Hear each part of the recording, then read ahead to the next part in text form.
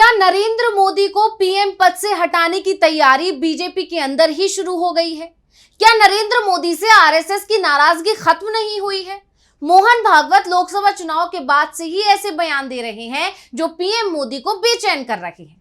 कहा जा रहा है कि चुनाव में जिस तरह से बीजेपी अध्यक्ष जेपी नड्डा ने संघ पर तीखा तंज किया था, उसका बदला लेने की तैयारी अब संघ की तरफ से कर ली गई है। नड्डा को तो अध्यक्ष पद से हटाया जाना तय माना जा रहा है, लेकिन इस समय सबसे ज्यादा संकट में पीएम मोदी की कुर्सी दिखाई दे रही है, क्योंकि संघ ने बीजेपी अध्यक्ष के लिए अपनी जो पसंद बताई है, उसने मोदी, नड्डा और शाह तीनों की नींद उड़ा दी है। तो कैसे संघ के एक ही दांव से बीजेपी में खत्म हो सकता है मोदी युग, और क्या है आरएसएस का प्लान जिसके बाद से बीजेपी के अंदर ही मच गई है हलचल? इसी को लेकर हम अपनी स्पेशल रिपोर्ट में करेंगे बात। नमस्कार, मैं हूं अंशिता। इस महीने की शुरुआत में केरल में आरएसएस की एक बैठक हुई। बैठक में 3 दिन तक चले मंथन के बाद साफ हो गया है कि मोदी के साथ संघ आगे बढ़ेगा या फिर मोदी के विकल्प की तलाश करेगा। फैसला क्या लेना है, इसके लिए संघ महाराष्ट्र चुनाव के परिणाम का अब इंतजार करेगा। अगर संघ का जो सर्वे है वो सच होता है, यानी बीजेपी के हाथ से महाराष्ट्र और हरियाणा दोनों ही राज्य निकल जाते हैं, तो संघ मोदी के विकल्प की तैयारी शुरू कर देगा। दरअसल बीजेपी में इस समय संगठन चुनाव चल रहे हैं और इस साल के आखिर में पार्टी को नया अध्यक्ष मिलना है। नया अध्यक्ष कौन होगा, किसकी पसंद का होगा, इस समय यही सबसे बड़ा सवाल बीजेपी के अंदर उठ रहा है। पीएम मोदी और गृह मंत्री अमित शाह अपनी पसंद के नेता को अध्यक्ष बनवाना चाहते हैं। जिस तरह से 2019 का लोकसभा चुनाव जीतने के बाद उन्होंने अपनी पसंद जेपी नड्डा को अध्यक्ष बनवाया था, लेकिन पेच यहां फंस रहा है कि नड्डा से इस समय संघ बेहद नाराज है और वो अब नहीं चाहता है कि कोई दूसरा नड्डा बीजेपी का अध्यक्ष बने। इसलिए संघ ने बीजेपी अध्यक्ष के चुनाव में इस बार पीएम मोदी और गृह मंत्री अमित शाह के दबदबे को खत्म करने की तैयारी कर ली है। आरएसएस की तरफ से बीजेपी अध्यक्ष पद के लिए संजय जोशी का नाम आगे बढ़ाया गया है और जैसे ही संजय जोशी का नाम सामने आया, बीजेपी के अंदर हड़कंप की स्थिति दिखाई दे रही है।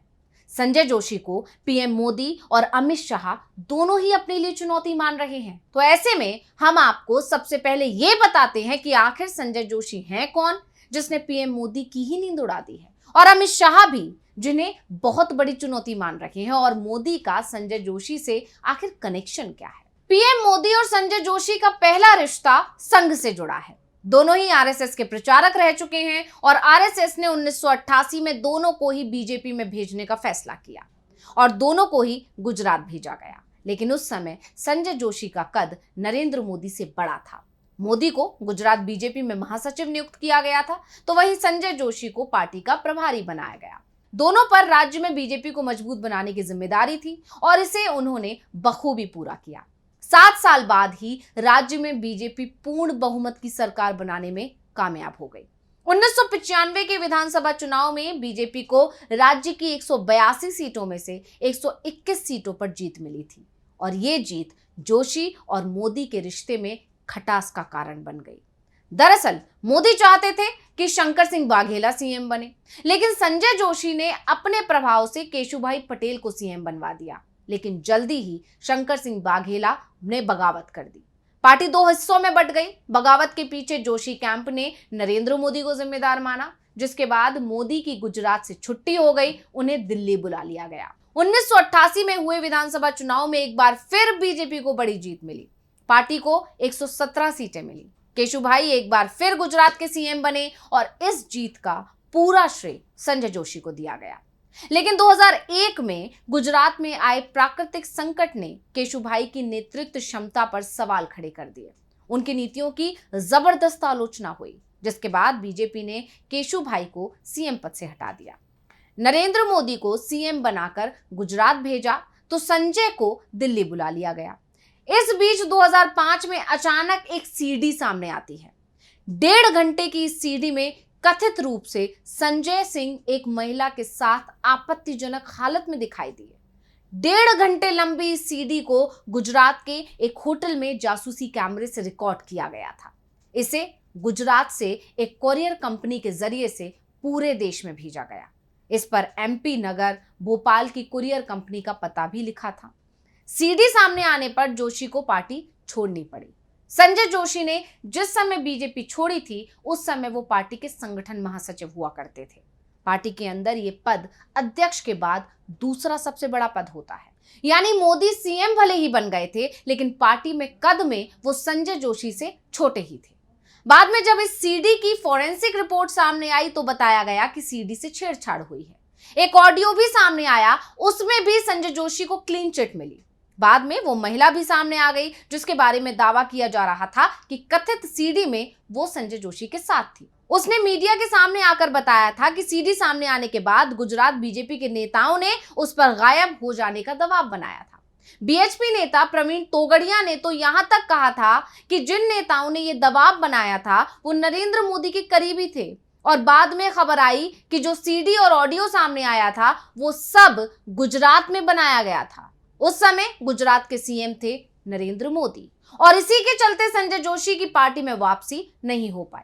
कहा गया कि सीडी भले ही फर्जी है लेकिन जोशी को क्लीन चिट नहीं मिली है। संजय जोशी का राजनीतिक वनवास 6 साल चला और जब नितिन गडकरी बीजेपी के अध्यक्ष बने तो वो संजय जोशी को फिर से पार्टी में ले आए। उन्हें यूपी विधानसभा चुनाव का प्रभारी बनाया गया, साथ ही उन्हें राष्ट्रीय कार्यकारिणी में भी जगह दी गई। लेकिन तब तक नरेंद्र मोदी के नाम पर बीजेपी 2 बार विधानसभा चुनाव जीत चुकी थी गुजरात का। मोदी का कद बड़ा हो चुका था और उन्हें गडकरी का ये फैसला रास नहीं आया। उन्होंने पार्टी की बैठकों का बहिष्कार कर दिया। 2012 में यूपी विधानसभा का चुनाव प्रचार भी नहीं किया। 2012 के मई में पार्टी की राष्ट्रीय कार्यकारिणी की बैठक मुंबई में हुई तो नरेंद्र मोदी ने आने से इनकार कर दिया। उन्होंने शर्त रखी कि जब तक संजय जोशी इस्तीफा नहीं देते तब तक वो राष्ट्रीय कार्यकारिणी की बैठक में शामिल नहीं होंगे। इसके बाद संजय जोशी को राष्ट्रीय कार्यकारिणी से इस्तीफा देना पड़ा। जोशी का इस्तीफा स्वीकार होने के बाद ही नरेंद्र मोदी मुंबई पहुंचे थे। साफ है, अब आरएसएस की तरफ से जैसे ही संजय जोशी को बीजेपी का अध्यक्ष बनाए जाने की खबर सामने आई है, नरेंद्र मोदी के साथ ही उनके समर्थकों का खेमा परेशान हो गया है। क्यों परेशान हो गया, उसकी पूरी वजह आपके सामने है। तो संघ के अंदर संजय जोशी की वापसी को लेकर लगातार चर्चा हो रही है। 4 राज्य के चुनाव परिणाम के बाद आरएसएस इस पर कोई बड़ा फैसला लेगा। संघ संजय जोशी के पीछे अब मजबूती से खड़ा दिख रहा है।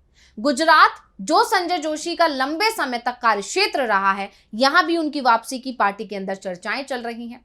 अब देखना यह है कि मोदी और शाह क्या इस बार भी संजय जोशी की एंट्री को रोक देंगे। वैसे लोकसभा चुनाव के बाद अब नरेंद्र मोदी की ताकत में कमी आई है। आरएसएस की जरूरत इस समय बीजेपी को सबसे ज्यादा दिखाई दे रही है।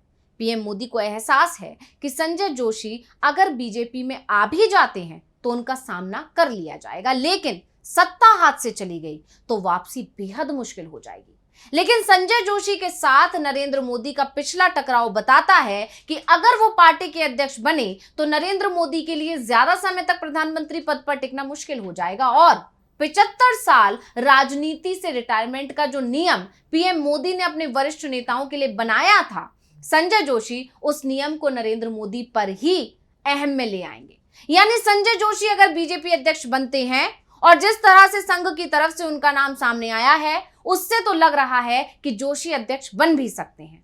और ऐसा हुआ तो फिर बीजेपी को नया अध्यक्ष मिलने के बाद जल्दी ही देश को नया पीएम भी मिल सकता है। और यही वजह है कि जैसे ही ये खबर आई कि संजय जोशी पार्टी अध्यक्ष के लिए संघ के पहली पसंद हैं, पीएम मोदी, गृह मंत्री अमित शाह और पार्टी अध्यक्ष जेपी नड्डा की नींद उड़ गई है।